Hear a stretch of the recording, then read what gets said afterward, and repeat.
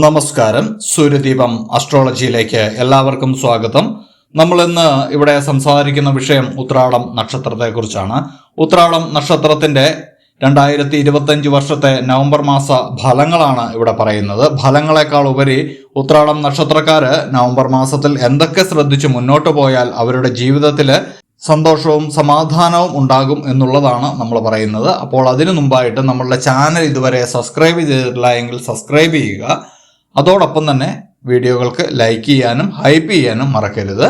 മറ്റൊരു അറിയിപ്പുണ്ട്. നമ്മളുടെ പൂജയിലുള്ള പ്രാർത്ഥനയിൽ നിങ്ങളെ ഉൾപ്പെടുത്തണമെന്നുണ്ടെങ്കിൽ നിങ്ങളുടെ പേരും നക്ഷത്രവും ജന്മവർഷവും നമ്മളുടെ കമന്റ് ബോക്സിൽ രേഖപ്പെടുത്തുക. തീർച്ചയായിട്ടും പ്രാർത്ഥനയിൽ ഉൾപ്പെടുത്തുന്നതായിരിക്കും. നിങ്ങളുടെ വ്യക്തി താല്പര്യമൊക്കെ പരമാവധി നിങ്ങൾക്ക് പ്രയോജനപ്പെടുത്താൻ കഴിയുന്ന ഒരു മാസമാണ് ഈ നവംബർ മാസം. ഗുണപരമായിട്ടുള്ള പല സാഹചര്യങ്ങളും നിങ്ങൾക്ക് വന്നു ചേരാൻ പോവുകയാണ്. വ്യാപാരത്തില് പ്രതീക്ഷിച്ച നേട്ടങ്ങളൊക്കെ ഉണ്ടാകുകയും അതോടൊപ്പം തന്നെ മറ്റൊരു വ്യാപാരം, ഒരു ബിസിനസ്സൊക്കെ നിങ്ങൾ തുടങ്ങുകയും ചെയ്യുന്ന ഒരു സമയമാണ്. ചില ആളുകൾക്കൊക്കെ ഉദ്യോഗമൊക്കെ നഷ്ടപ്പെട്ടിരിക്കുന്നവർക്ക് മറ്റൊരു ഉദ്യോഗം ലഭിക്കുന്ന ഒരു സമയം കൂടിയാണ്.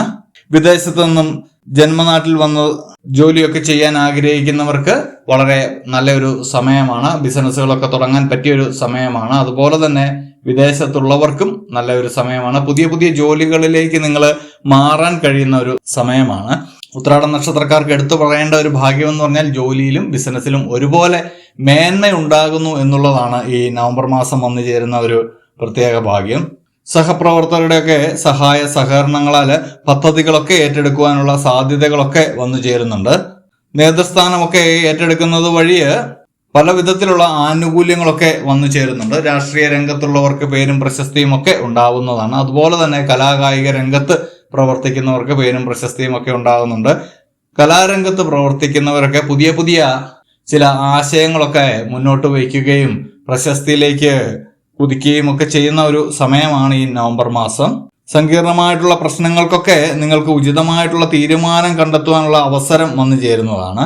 അർഹമായിട്ടുള്ള പൂർവിക സ്വത്തൊക്കെ രേഖാപരമായിട്ട് ലഭിക്കുവാനുള്ള സാധ്യത വളരെയേറെയാണ്. അതോടൊപ്പം തന്നെ ചില സമ്പത്തുകളും നിങ്ങളിലേക്ക് വന്നു ചേരുന്നുണ്ട്. നിങ്ങൾ ഒരിക്കലും നിങ്ങൾക്ക് ലഭിക്കില്ല എന്ന് കരുതുന്ന ചില സമ്പത്തുകൾ നിങ്ങളിലേക്ക് വന്നു ചേരുന്നുണ്ട്. ഒരുപാട് കാലമായിട്ട് നിങ്ങൾ മറന്നു കിടന്ന ചില കടം കൊടുത്ത പണങ്ങളോ വസ്തുക്കളോ ഒക്കെ വന്ന് നിങ്ങളിലേക്ക് ചേരുന്നുണ്ട്.